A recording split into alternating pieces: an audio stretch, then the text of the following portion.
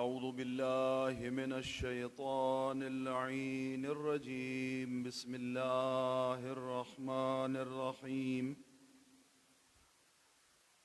الحمد لله الذي لا يبلغ مدحته القائلون ولا يحصي نعماءه العادون ولا يؤدي حقه المجتهدون. الذي لا يدركه بعد الهمم ولا يناله غوص الفتن. الذي ليس لصفته حد محدود ولا نعت موجود ولا وقت معدود ولا أجل ممدود. فتبارك اسمه وتعالى جده ولا إله غيره. الذي لم يتخذ صاحبة ولا ولدا ولم يكن له شريك في الملك ولم يكن له كفوا أحد. أوصيكم عباد الله ونفسي بتقوى الله فإنها وصية الله في الأولين والآخرين. قال سبحانه وتعالى: ولقد وصينا الذين أوتوا الكتاب من قبلكم وإياكم أن اتقوا الله في سركم وعلانيتكم وفي شدتكم ورخائكم، فإن التقوى نور القلب وزاد المعاد وسبيل الفوز في الدارين. نسأل الله سبحانه أن يجعلنا من المتقين وأن يثبتنا على صراطه المستقيم، إنه أرحم الراحمين.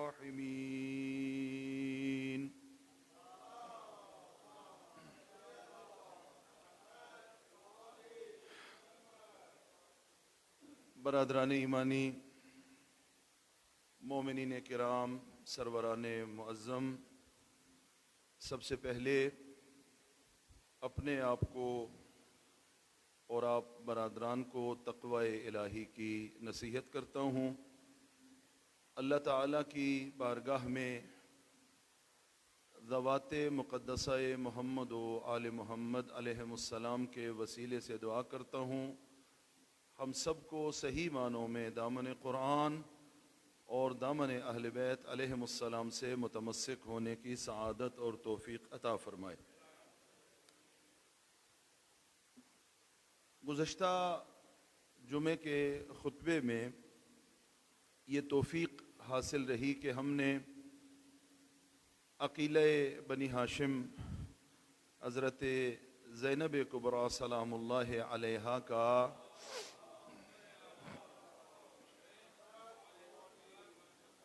دربار یزید میں، جو یزید ملعون کے دربار میں، یزید پلید کے دربار میں جو خطبہ ہے، اس خطبے کو ہم نے تلاوت کیا، اور اس خطبے کا کچھ حصہ باقی رہ گیا۔ میں ابھی اس خطبے کے حوالے سے کچھ مطالب اور اس کے ضمن میں کچھ چیزیں عرض کروں گا۔ ایک بات کو بارہا عرض کیا جا چکا ہے اور مختلف حوالوں اور مناسبتوں سے عرض کیا جا چکا ہے کہ کسی بھی شخصیت کا تعارف، کسی بھی شخصیت کا ہدف اور کسی بھی شخصیت کے مقاصد کو کسی دوسرے سے نہیں پوچھا جائے گا۔ کوئی دوسرا یہ فیصلہ نہیں کر سکتا کہ اس شخصیت کا مقصد کیا ہے، اس شخصیت کا ہدف کیا تھا۔ خود اس شخصیت کے جو بیانات ہیں، جو سیرت ہے، جو خطوط اس شخصیت نے لکھے ہیں، جو خطبات ارشاد فرمائے ہیں، اس کی بنیاد پہ ہم اس شخصیت کے اہداف اور مقاصد کا تعین کریں گے کہ اس کے اہداف کیا تھے، کن مقاصد کو سامنے رکھ کر یہ شخصیت اپنے گھر سے، اور یہ ایک عمومی قانون ہے، عمومی قاعدہ ہے، اور اس کو پوری دنیا میں عقلاء عالم قبول کرتے ہیں، اس میں کوئی دو رائے نہیں ہے۔ اس عقلی قانون کی بنیاد پر اگر ہم کربلا کو سمجھنا چاہیں، واقعہ کربلا کی حقیقت کی طرف منتقل ہونا چاہیں اور صحیح تجزیہ واقعہ کربلا کا کرنا چاہیں اور سمجھنا چاہیں، تو اس کے لیے بھی بہترین بنیاد آقا سید الشہداء علیہ السلام کے کلمات ہیں، آقا سید الشہداء کے خطبات ہیں، آقا سید الشہداء کے مکتوبات ہیں۔ نہیں معلوم میں نے پچھلے خطبے میں یہ جملہ عرض کیا یا نہیں کیا، حجت خدا ہیں سرکار سید الشہداء، حجت خدا، خدا کا نمائندہ زمین پر، معصوم امام ہیں، لہٰذا ان کا کلام وزن رکھتا ہے، ان کے کلام کی حیثیت اور اہمیت ہے۔ خطوط کو جب آپ پڑھتے ہیں آقا سید الشہداء کے، تو کوئی لمبا چوڑا خط بعض اوقات نہیں لکھا، ایک جملہ لکھا ہے، صرف ایک جملہ، اور معانی اور مفاہیم کا ایک دریا اس میں بند کر دیا ہے۔ من الحسین ابن علی الی فلان ابن فلان، اور آخر میں فرمایا وَعْلَمْ كَأَنَّ الدُّنْيَا لَمْ تَكُنْ وَكَأَنَّ الْآخِرَةَ لَمْ تَزَلْ وَالسَّلام۔ ایک جملہ، آقا سید الشہداء کا پورا مکتوب جو ہے وہ اس جملے، اس مرحلے پر، ایک جملے پر مشتمل ہے۔ حسین ابن علی سے جن کی طرف بھیجا، اور جملہ کیا لکھا، وَعْلَمْ كَأَنَّ الدُّنْيَا لَمْ تَكُنْ وَكَأَنَّ الْآخِرَةَ لَمْ تَزَلْ۔ جان لو حسین کی نگاہ میں گویا دنیا ہے ہی نہیں، اور حسین گویا ابھی اپنے خدا کی بارگاہ میں کھڑا ہوا ہے۔ کأن دنیا لم تکن، گویا سرے سے دنیا ہے ہی نہیں، وکأن الآخرۃ لم تزل، اور گویا ہمیشہ سے آخرت ہے۔ آخرت کیا ہے؟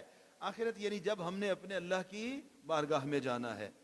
حسین دنیا کو اس حیثیت سے دیکھ رہے ہیں کہ دنیا کی کوئی حیثیت میری نظر میں نہیں ہے، اور آخرت یعنی خدا کی بارگاہ میں حاضری، دنیا والے یہ سوچ سکتے ہیں کہ مریں گے تو وہاں جا کر اللہ کی بارگاہ میں حاضر ہو جائیں گے۔ آقا فرما رہے ہیں کہ نہیں، حسین ابن علی ابھی بھی اپنے آپ کو اللہ کی بارگاہ میں پا رہا ہے۔ خوب، جس ہستی کے بیانات یہ ہیں، جس ہستی کے مکتوبات یہ ہیں، جس ہستی کے خطبات یہ ہیں، وہ ہستی اپنا مقصد خود بیان کرے گی۔ یہ جملہ میں تکرار سے عرض کر رہا ہوں، دوسرے خطبے میں عرض کروں گا کہ یہ کیوں تکرار سے عرض کر رہا ہوں، اس کو میں کیوں بار بار دہرا رہا ہوں۔ انشاءاللہ دوسرے خطبے میں یہ جملہ، اس کی وضاحت عرض کروں گا۔ اچھا، ابھی ہم نے چونکہ پچھلے جمعے میں عقیلہ بنی ہاشم کا خطبہ تلاوت کیا، اور مجموعی طور پر آقا سید الشہداء کے خطبات کو بنیاد بنا کر اور آپ کے کلام کو بنیاد بنا کر ہم کربلا کو سمجھنے کی کوشش کر رہے ہیں، اور کرنا بھی چاہیے۔ اگر ہم واقعہ کربلا کے بعد یعنی عصر عاشور کے بعد آقا سید سجاد علیہ السلام اور عقیلہ بنی ہاشم علیہ السلام ان کی نورانی زندگی کا مطالعہ فرمائیں، خوب ظاہر ہے 61 ہجری میں وہ عصر عاشور سے پہلے کی کربلا اور ہے، اور عصر عاشور کے بعد کی کربلا اور ہے۔ عصر عاشور سے پہلے کا حسینی لشکر کسی اور انداز میں ہے، اور عصر عاشور کے بعد وہ حسینی لشکر ہے تو حسینی، لیکن اب اسے زینبی لشکر بھی کہا جا رہا ہے، وہ کسی اور انداز میں ہے۔ تو اب پرچم آقا سید سجاد ہیں اور عقیلہ بنی ہاشم ہیں۔ ایک ایک جملہ تاریخ میں آپ کے سامنے موجود ہے، یہ جملے ثابت شدہ جملے ہیں۔ آقا سید سجاد نے خطبے ارشاد فرمائے، کوفہ میں بھی اور شام میں بھی۔ عقیلہ بنی ہاشم سلام اللہ علیہ نے خطبات ارشاد فرمائے، کوفہ میں بھی اور شام میں بھی۔ توجہ فرمائیے، کمال یہ ہے، اور پھر مدینہ واپسی پر بھی کوفہ میں خطبہ دیا سید سجاد، عقیلہ بنی ہاشم اور بی بی ام کلثوم۔ شام میں خطبہ دیا سید سجاد عقیل بنی ہاشم، اور پھر واپس مدینہ آ کر بھی خطبات ملتے ہیں، جملے ملتے ہیں۔ کمال یہ ہے کہ تینوں جگہوں پر خطبوں کا انداز مختلف ہے۔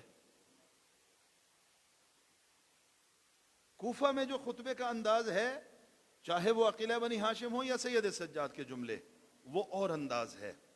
شام میں جو خطبے ہیں ان کا انداز اور ہے، اور شام سے واپسی، فتح مندانہ واپسی، کسر یزید کو اسی کے کسر میں دفن کرنے کے بعد کی جو واپسی ہے مدینہ میں، وہ مدینہ کے جو خطبات ہیں اور الفاظ ہیں وہ یکسر مختلف ہیں۔ یہ عجیب ہے۔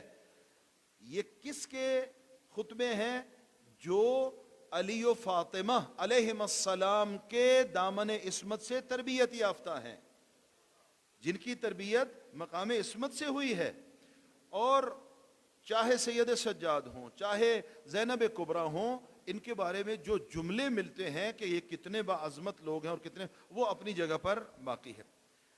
اصلاً میں ایک اور جملہ عرض کر دوں، مبلغ جو تبلیغ کے لیے جاتا ہے، یا خطیب کہیں پر خطابت کے لیے جاتا ہے، یا کوئی پروفیسر صاحب یا کوئی ڈاکٹر صاحب یا کوئی اسکالر صاحب کہیں پر سپیچ کرنے کے لیے جاتے ہیں، یہ میں نے جملہ کہا کہ تینوں جگہ پر خطبے مختلف ہیں، اس کی ڈیفینیشن کر رہا ہوں۔ اصلاً منطق یہ کہتی ہے کہ مبلغ کامیاب وہ ہے جو اپنے مخاطب کو پہچان کر بات کرتا ہے۔ اگر وہ اپنے مخاطب کو پہچان کر بات نہیں کرے گا تو وہ کامیاب مبلغ نہیں ہے۔ کیوں تینوں جگہ پر مختلف انداز اختیار فرمایا ان عصمت مآب ہستیوں نے، معصوم امام نے اور عقیل بنی ہاشم علیہ السلام نے؟ فرماتے ہیں کہ کوفہ کے حالات کربلا سے مختلف تھے، کوفہ کے حالات کربلا سے مختلف تھے، اور کوفہ کے حالات شام سے بھی مختلف تھے۔ کوفہ کربلا سے مختلف اور کوفہ شام سے بھی مختلف، لہذا کوفہ میں جو انداز خطابت کا اپنایا وہ اور ہے، اور شام میں جو خطابت کا انداز اپنایا وہ اور ہے۔ اور مدینہ کے حالات ان دونوں سے مختلف ہیں، مدینہ کوفہ سے بھی مختلف ہے اور شام سے بھی مختلف ہے۔ لہذا حکمت کا اور حکیمانہ گفتگو کا تقاضا یہ تھا کہ وہی انداز اپنایا جائے جو ان ذوی الاحترام ہستیوں نے اپنایا ہے۔ قرآن کریم میں سورہ نحل کی آیت نمبر 125 کیوں یہ مختلف انداز اپنائے سربراہ گرامی؟ اس کی میں تھوڑی سی وضاحت عرض کر رہا ہوں۔ قرآن میں ارشاد ہوا ادعو الی سبیل ربک بالحکمت والموعظۃ الحسنہ وجادلہم باللتی ہی احسن، سورہ نحل آیت نمبر 125۔ اے رسول، حکمت اور اچھی نصیحت کے ساتھ اپنے رب کی راہ کی طرف دعوت دیں، حکمت کے ساتھ اور اچھی نصیحت کے ساتھ، اور ان سے اچھے اور بہتر انداز میں بحث کریں۔ یہ اپنے حبیب کو اللہ رب العزت ارشاد فرما رہا ہے۔ پس اسی آیت سے اگر ہم نتیجہ لینا چاہیں تو ہمیں اپنی گفتگو میں استدلال بھی چاہیے، استدلال دلیل پیش کرنی ہے، استدلال کی ضرورت ہے، موعظہ بھی چاہیے، واعظ و نصیحت کی ضرورت ہے، اور جدال احسن بھی چاہیے، وجادلہم باللتی ہی احسن۔ اسی آیت سے اگر نتیجہ لیں تو یہ چیزیں سامنے۔ خود امام حسین نے، امام عالی مقام نے حکیمانہ گفتگو بھی کی ہے، بعض جگہوں پر ایک جملہ ارشاد فرمایا ہے، اور بعض جگہوں پر جہاں سمجھا ہے کہ حکمت کی بات قبول کی جائے گی وہاں پر حکمت پر بھرا کلام بھی ارشاد فرمایا۔ فرد واحد آ کر ملا ہے امام سے، سمجھا ہے کہ یہ ظرف رکھتا ہے کہ میری حکمت والی بات اس پر اثر انداز ہوگی، حکیمانہ گفتگو کی ہے۔ اور کبھی عمر سعد جیسا لعین سامنے آیا ہے تو اس کو ظاہر ہے کہ حکمت والی گفتگو وہ قبول نہیں کر سکتا تھا، وہاں سرکار امام عالی مقام علیہ السلام نے جدال احسن کیا ہے۔ امام کی منطق یہ ہے، امام کی اسٹریٹجی یہ ہے، امام کی پالیسی یہ ہے، اور یہ سیاست الہی ہے۔ آپ کی سیاست، امام معصوم کی سیاست، کسی دنیا دار والی نعوذ باللہ بندے کی سیاست نہیں ہے۔ یہ وہ سیاست ہے کہ جس پر چونو چرا کی کوئی گنجائش نہیں ہے، وہ بالکل وہی کرتے ہیں جو صحیح ہے اور جو ہونا چاہیے۔ ایک حدیث ہے، سرے سے ایک حدیث میں آپ کی خدمت میں عرض کروں۔ ساری تمہید اس لیے عرض کر رہا ہوں کہ مختلف اسلوب اپنائے کربلا میں، شام میں اور کوفہ میں خانوادہ عصمت و طہارت میں۔ حدیث یہ ہے کہ بعض جگہوں پر اگر آپ حکیمانہ اور منطقی گفتگو کریں گے تو یہ ظلم ہے، حدیث ہے۔ بعض جگہوں پر منطقی گفتگو کرنا، حکمت پر مشتمل گفتگو کرنا ظلم ہے۔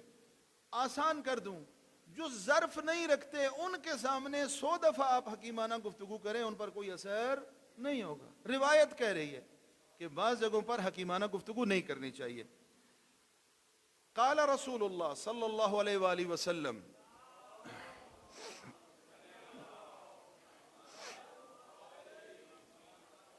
ان عیسی ابن مریم قام فی بنی اسرائیل فقال یا بنی اسرائیل لا تحدثوا بالحکمت الجہال فتظلموها ولا تمنعوها اہلها فتظلموهم ولا تعینوا الظالم على ظلمهم فیبطل فضلکم۔ حکمت والی گفتگو کہاں ہونی چاہیے یہ عرض کر رہا ہوں۔ پیغمبر خاتم نے فرمایا کہ حضرت عیسیٰ ابن مریم اپنی قوم بنی اسرائیل میں اٹھے خطاب کے لیے، اور یہ فرمایا، کیا فرمایا؟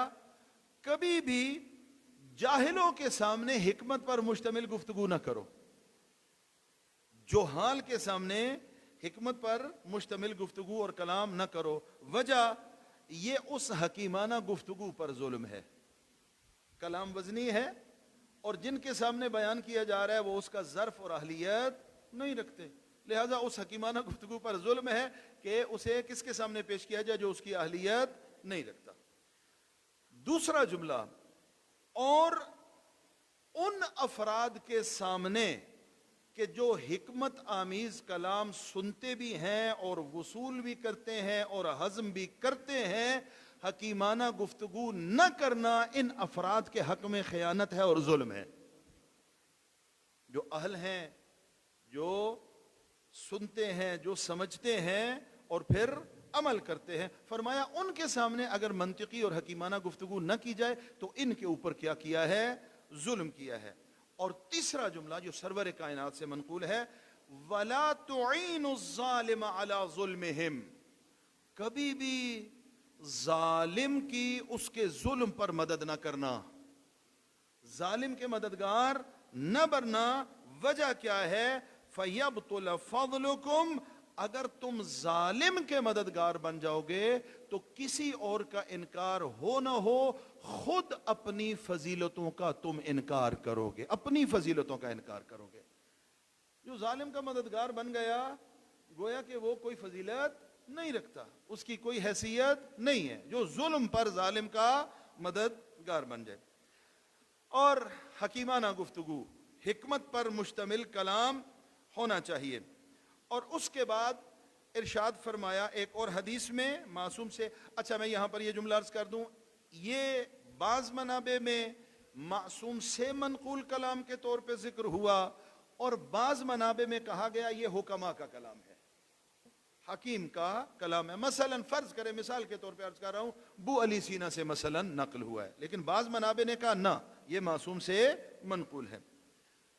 فرمایا کہ افراد 4 طرح کے ہیں، لوگ 4 طرح کے ہیں۔ کسی بھی معاشرے میں جب آپ جائیں گے تو آپ کو ہمیں 4 طرح کے افراد ملیں گے۔ ان الناس 4، لوگ 4 طرح کے ہوں گے۔ رجل یعلم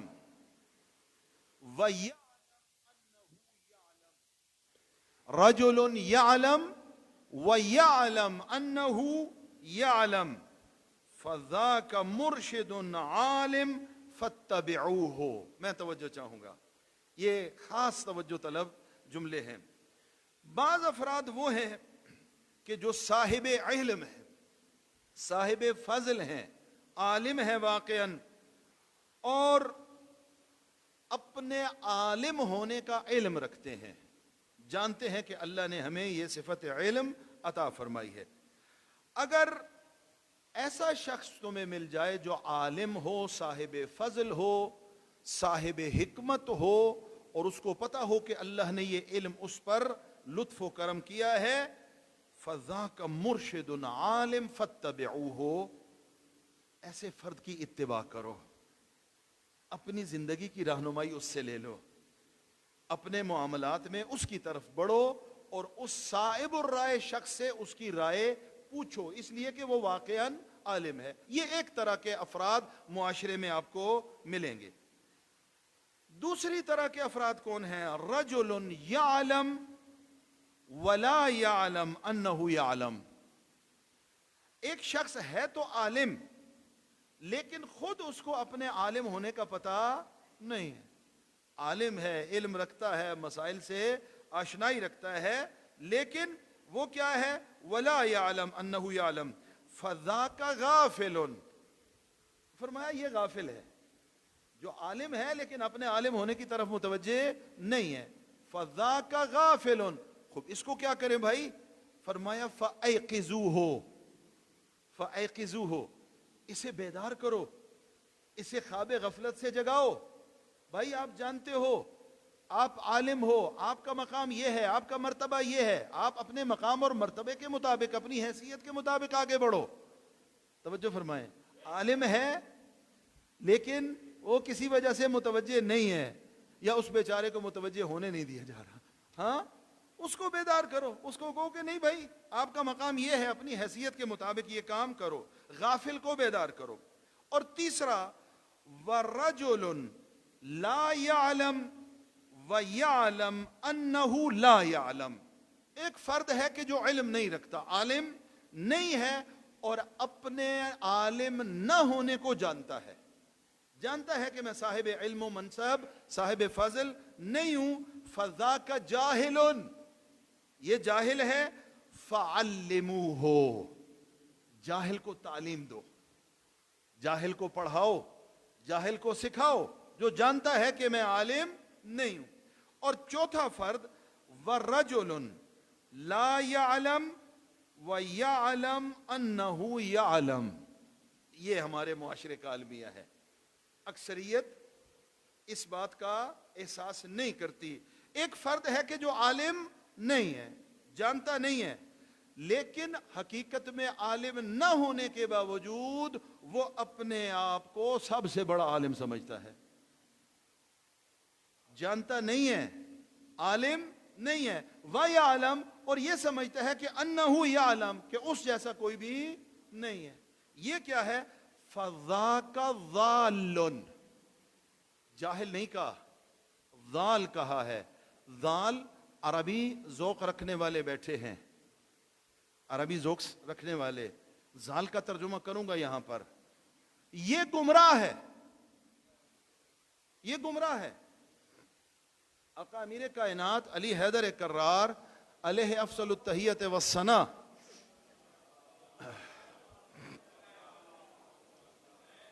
اور دیگر معصومین کی بہت ساری احادیث کا خلاصہ ہے یہ جملہ. ضال اور مضل، ایک بندہ گمراہ ہے، یہ پہلا مرحلہ ہے. آفت تب آتی ہے کہ یہ ضال اپنی اس گمراہی میں ہوتے ہوئے دوسروں کو ہدایت دیتا ہے، یعنی دوسروں کو گمراہ کر رہا ہے. یہ مشکل مرحلہ ہے. ضال کی گمراہی اگر اس تک رہے تو اس کی ذات تک ہے، لیکن اس کے آفٹر شاکس موجود ہیں، ہاں اس کے سائیڈ ایفیکٹس موجود ہیں.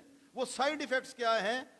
وہ چونکہ نہیں جانتا کہ وہ گمراہ ہے، اور بلکہ وہ یہ سمجھتا ہے کہ اس جیسا بندہ ہے ہی کوئی نہیں، وہ پھر آگے عطا فرمانا شروع کر دیتا ہے، وہ روشنی ڈالنا شروع کر دیتا ہے، ہاں، اور روشنی بھی پورے وجود کے ساتھ ڈالتا ہے. وہ معصومین، ہمارے مدارس میں ایک قانون پڑھایا جاتا ہے، فاقد الشیء لیس بمعطی الشیء. بھائی جس کا اپنا دامن خالی ہے وہ کسی دوسرے کو کیا عطا کرے گا؟ کسی کو عطا کرنے کے لیے خود میرے پاس کچھ چیز ہونی چاہیے. اگر میں خود تو ہی دامن ہوں، میرا دامن خالی ہے اور میں دوسروں کو عطا کرنے کے اس میدان میں آ جاتا ہوں، میں کچھ عطا نہیں کر سکتا. فرمایا یہ جو چوتھا فرد ہے، فَذَاكَ ضَالٌ فَأَرْشِدُوهُ، اس گمراہ کی ہدایت کرو، اس گمراہ کو ہدایت. یہ دو روایات یا ایک روایت اور ایک حکیمانہ کلام میں نے آپ کی خدمت میں عرض کیا. اب اس کو جوڑتا ہوں خطبات کوفہ اور شام کے ساتھ. خطبات کوفہ اور شام کے ساتھ میں نے عرض کیا کوفہ میں خطبات کا انداز اور ہے، شام میں خطبات کا انداز اور ہے، اور واپس پلٹ کر مدینہ میں خطبات کا انداز اور ہے. وجہ یہ ہے کہ کوفہ والے خانوادہ عصمت و طہارت کی معرفت رکھنے والے ہیں، پہچاننے والے ہیں، جاہل نہیں ہیں.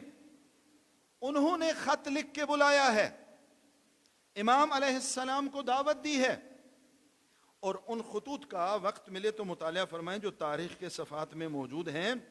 یہ تعبیریں ہیں، پھل درختوں پر لگ چکے ہیں اور پک چکے ہیں. پھل درختوں پر لگ چکے ہیں اور پک چکے ہیں، اب ان پھلوں کو اتار کر کھانے کا مرحلہ باقی ہے. فرزند پیغمبر آ جائیے. یہ خط لکھے. البتہ یہاں میں ایک بہت بڑی غلط فہمی کا ازالہ کرنا ضروری سمجھتا ہوں کہ کہا جاتا ہے کہ اچھا اس کا مطلب ہے کہ مولا حسین علیہ السلام کو شیعوں نے قتل کیا ہے. ہاں، شیعوں نے قتل کیا. نہیں، یہ بہت بڑی غلط فہمی ہے.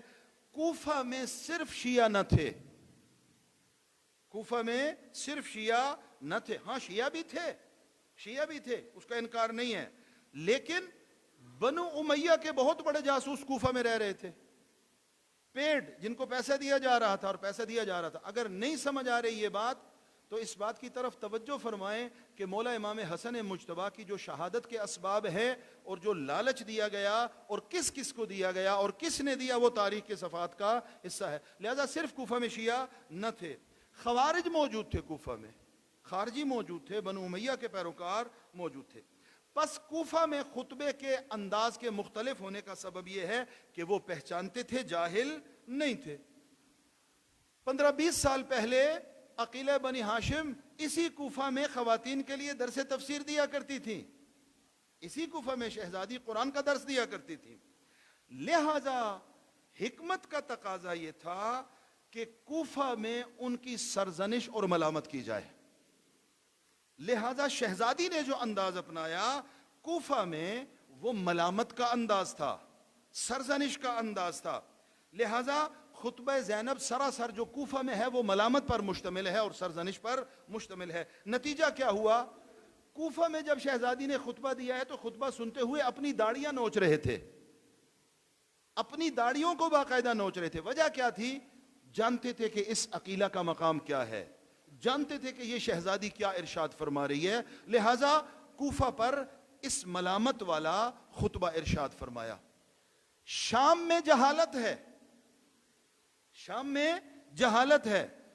شام میں محتاط تبصرہ کروں تو رسالت مآب صلی اللہ علیہ وآلہ وسلم کے زمانے میں شاید یہ مسلمان بھی نہیں ہوئے تھے. محتاط تبصرہ کر رہا ہوں، شاید یہ اسلام بھی لے کر نہیں آئے تھے.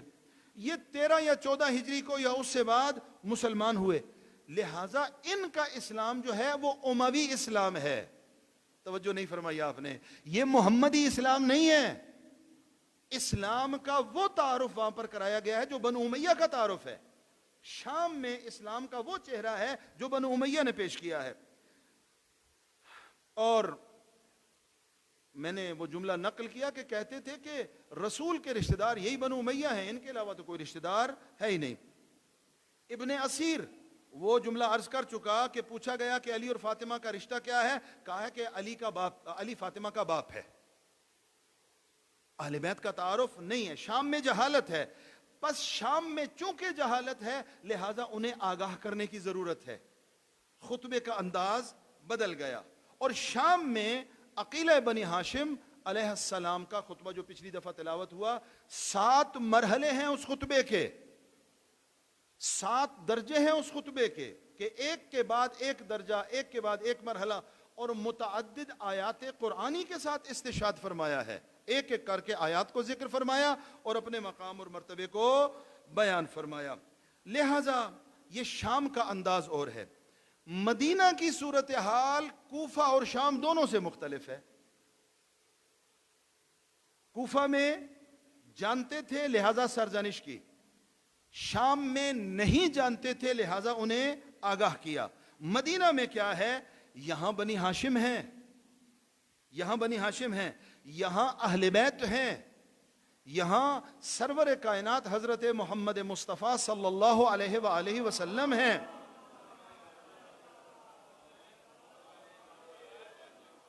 لہذا خانوادہ عصمت و طہارت نے واپس آ کر جو شام میں خطبہ دیا تھا وہ مدینہ میں نہیں دیا، جو کوفہ میں خطبہ دیا تھا وہ مدینہ میں نہیں دیا۔ کوفہ میں کیا خطبہ دیا ہے؟ کوفہ میں صرف مصائب پڑا ہے۔ کوئی بھی جب تکلیفیں سہنے کے بعد اپنوں کے پاس آ جاتا ہے اس کے وہ زخم تازہ ہو جاتے ہیں۔ آپ سید سجاد کے الفاظ دیکھیں، وہ کیا الفاظ ہیں؟ جب جناب ابن حنفیہ ملنے کے لیے آئے وہ انداز کیا ہے؟ میرا بھتیجا کہاں ہے؟ کہا چچا میں ہی آپ کا بھتیجا ہوں۔ بیٹا تو ضعیف ہو کے آیا ہے، یہ میرے الفاظ ہیں، تو ضعیف ہو کے آیا ہے۔ کہا جس کا حسین جیسا بابا اس کے سامنے مارا جائے وہ ضعیف نہیں ہوگا تو کیا ہوگا؟ دکھ بیان کیا جا رہا ہے۔ عقیلہ بنی ہاشم نے اور ام کلثوم علیہم السلام نے یہ جملے آپ کے سامنے، مدینہ تو جدنا لا تقبلینا، اے ہمارے نانا کے مدینے ہمیں قبول نہ کرنا، ہمارا استقبال نہ کرنا۔ مصائب پڑھ رہے ہیں، کیوں استقبال نہ کرنا؟ اس لیے کہ تجھے پتا ہے کہ تیرے رسول کی دوش کا شاہ سوار حسین تھا، ہم گئے تھے اس کے ساتھ لیکن واپس اس کے بغیر آئے ہیں۔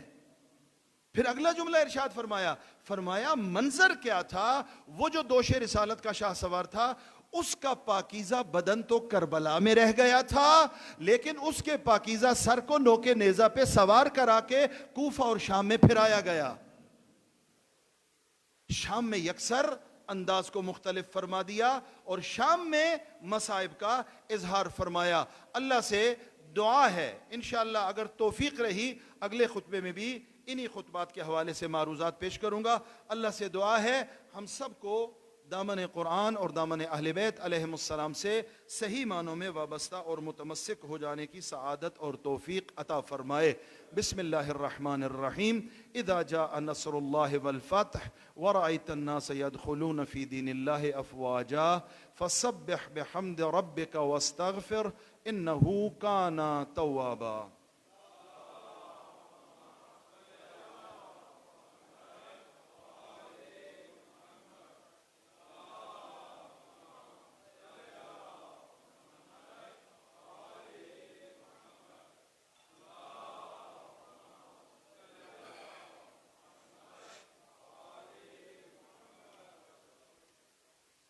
اعوذ باللہ من الشیطان اللعین الرجیم بسم اللہ الرحمن الرحیم۔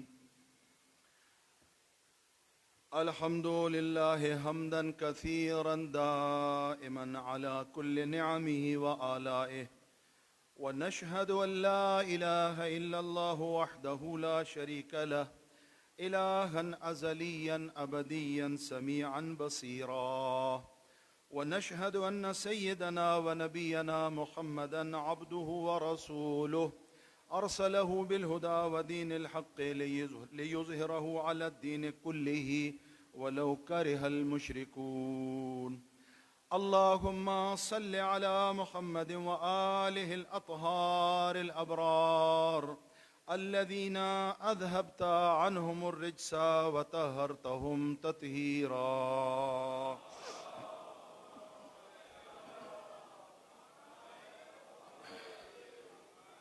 وجعلت مودتهم أجر نبيك فقلت قل لا أسألكم عليه أجرا إلا المودة في القربى اللهم صل على علي أمير المؤمنين وصي رسول رب العالمين، وعلى فاطمة الزهراء سيدة نساء العالمين، وعلى الحسن والحسين سيدي شباب أهل الجنة، وعلى علي بن الحسين ومحمد بن علي وجعفر بن محمد وموسى بن جعفر وعلي بن موسى ومحمد بن علي وعلي بن محمد والحسن بن علي والحجة بن الحسن القائم المنتظر المهدي. اللهم عجل فرجه وسهل مخرجه واجعلنا من أنصاره وأعوانه والمستشهدين بين يديه. اللهم اغفر للمؤمنين والمؤمنات والمسلمين والمسلمات الأحياء منهم والأموات.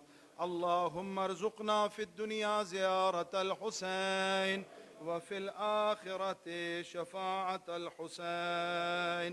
إن الله يأمر بالعدل والإحسان وإيتاء ذي القربى وينهى عن الفحشاء والمنكر والبغي يعظكم لعلكم تذكرون.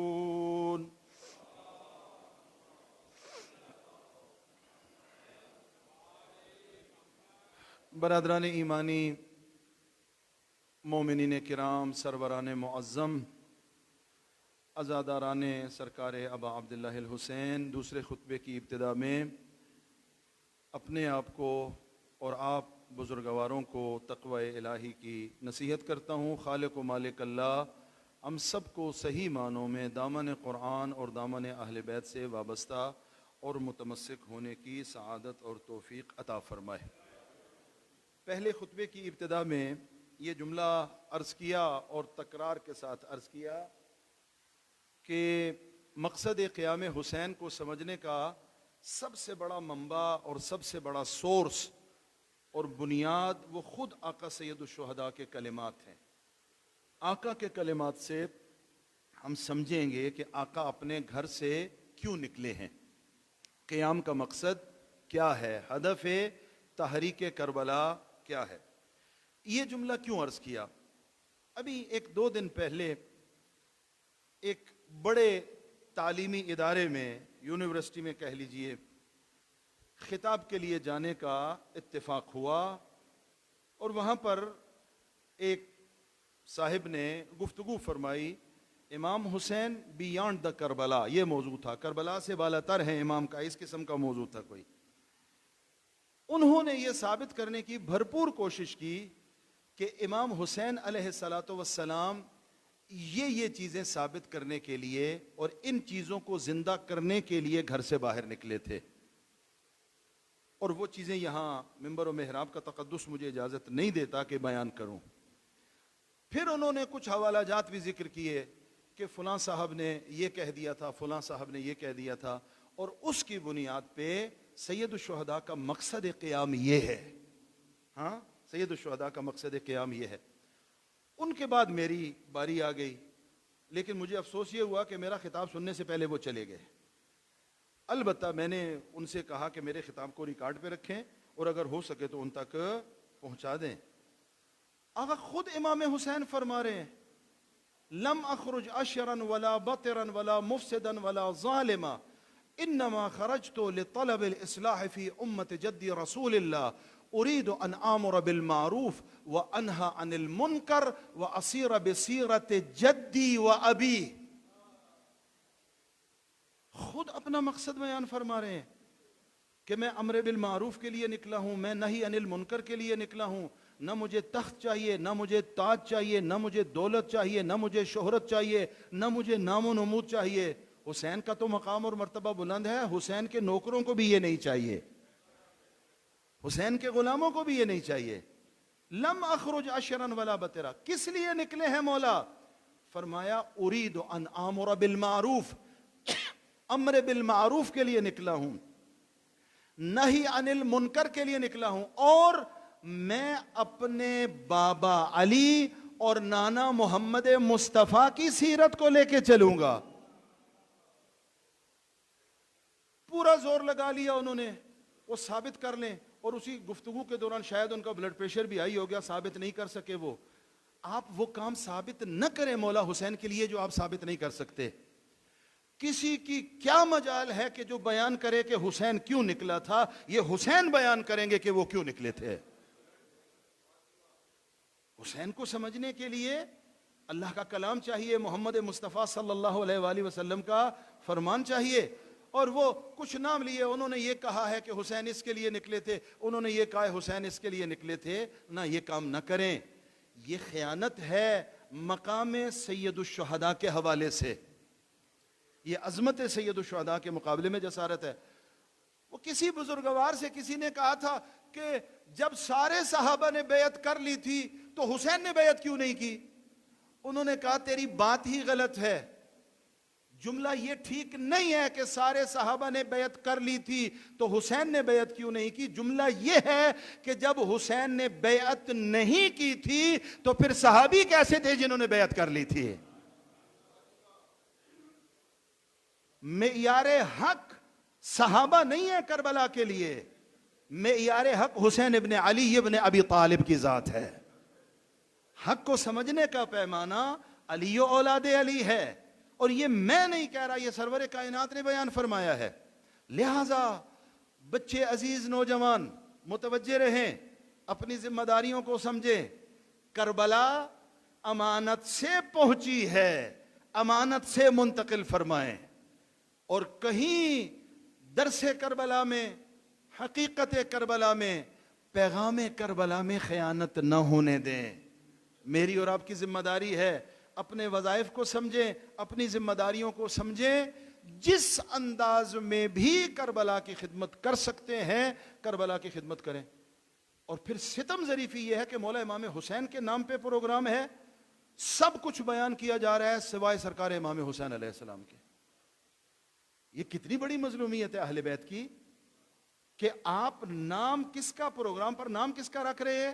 نام رکھ رہے ہیں سرکار سید الشہداء کا, اور بیان کسے کر رہے ہیں؟ سب کو آپ بیان کر رہے ہیں سوائے سرکار سید الشہداء علیہ السلام کے.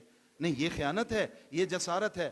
اور یاد رکھیں یہ صرف آقا حسین کی بارگاہ میں جسارت نہیں ہے, یہ سرور کائنات کی بارگاہ میں جسارت اور خیانت ہے. اللہ سے دعا ہے ہم سب کو صحیح معنوں میں دامن قرآن اور دامن اہل بیت سے وابستہ اور متمسک ہو جانے کی سعادت اور توفیق عطا فرمائے. بسم اللہ الرحمن الرحیم. انا اعطیناک الکوثر فصل لربک وانحر ان شانئک هو الابتر.